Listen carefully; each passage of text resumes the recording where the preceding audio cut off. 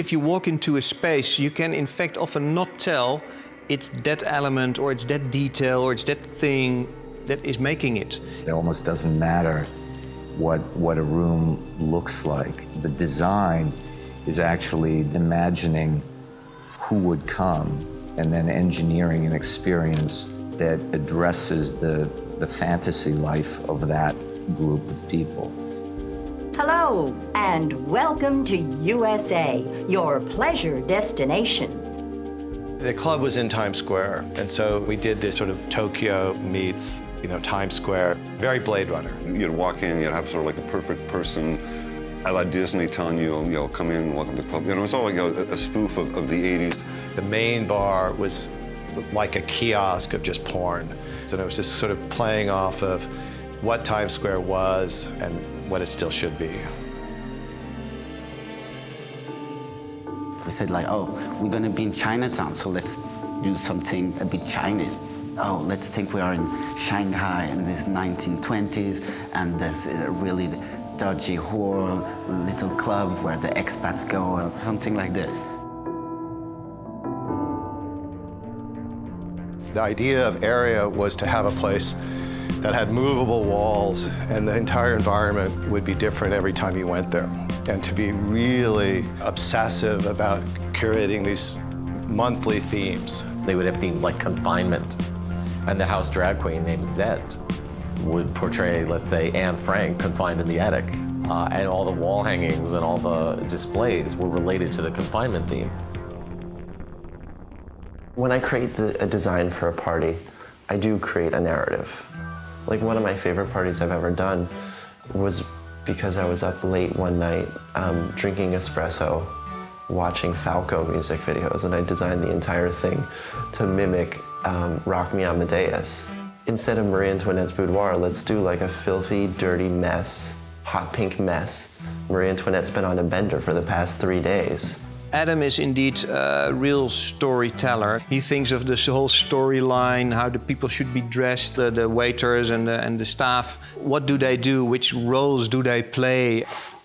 The characters are, they're like that fun girl at a party that goes up to the wallflower and gets them onto the dance floor dancing. For the roles for the nightclub, I'd like to have each person be a character. So starting with the bartender, he's the type of guy with like some nice muscles, tattoos all over, maybe a piercing, got short black hair, tight jeans, shaking 2 cocktail shakers, popping things open, making things explode, fizzing, flying. And then in the lounge, you've got these really sexy waitresses who are gonna be glowing like a light up sculpture, kind of whispering rhythms and poems and rhymes into people's ears, tipping them off to the different weird things in the club, like an ancient Greek mythological woman, like a naiad. I mean, I think the doorman, I mean, really what I'm picturing is like something from The Matrix, where you have like the big guy in the trench coat with the glasses. He's actually nice, but he kind of looks like a hard ass.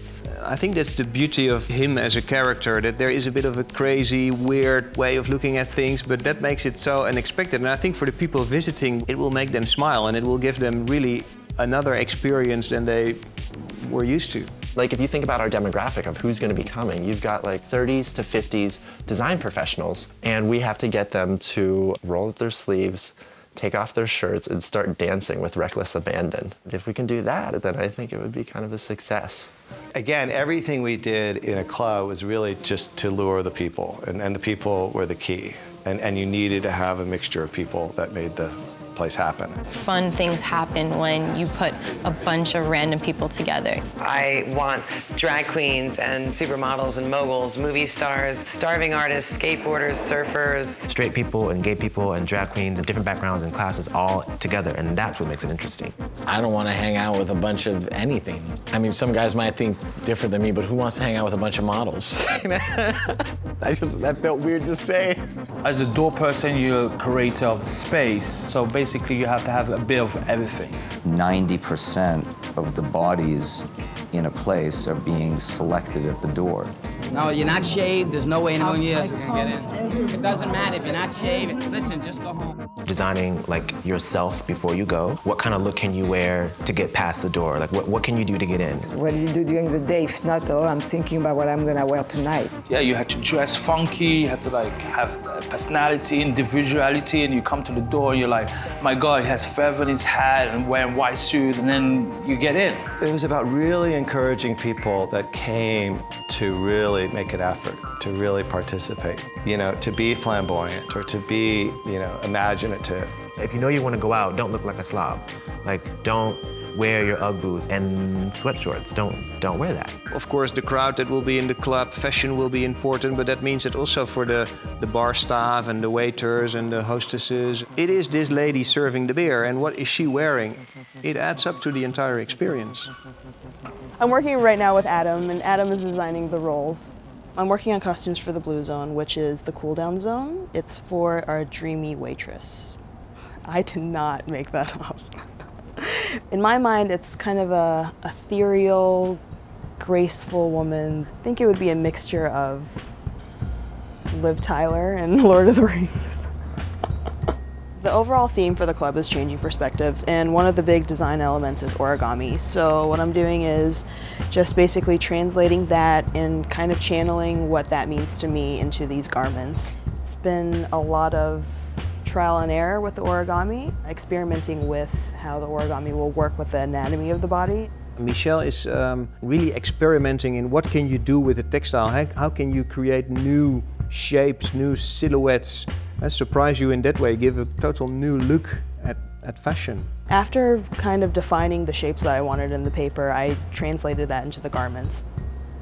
After a series of draping and seeing what would really accentuate like the female form, I created some muslins. Because beauty is like an arbitrary thing, all the points that I wanted to hit, I have hit. I think it looks good on the female form, it has lots of texture, and most importantly, it's nice in different like viewpoints, and that to me was the main thing because it's like about changing perspective. I like it despite having spent 2 straight weeks with them, so that says something. It is really hard to design like the perfect club or the party because it doesn't depend only on the space or on the flyer, on the staff, the music. At this point, it's like the people that will make the club. By designing for that, you can try to enhance that environment and to enhance that experience a bit and surprise people again and excite people again. A beautiful environment does good for people. All different kinds of people, all different ages, and everyone's all mixed up together, really just having fun. I want to have the person who has so much fucking fun and then they go back and they tell their girlfriend and their friends and then their mom and their fucking grandmother, you know, that like, oh, I had the greatest time at this nightclub. Night is a place that everybody is the same. So why do you reproduce those rules who you have during the day? No, forget about that. It's a moment of freedom, and it has to stay like that. The fundamental things in nightlife have not changed. We need each other. And going out at night is as natural to humans as going back to caveman days. That's the way I figure it. The sociology around a fire. Clubs and restaurants have become that fire, that hearth, that part of us, and we can't escape it.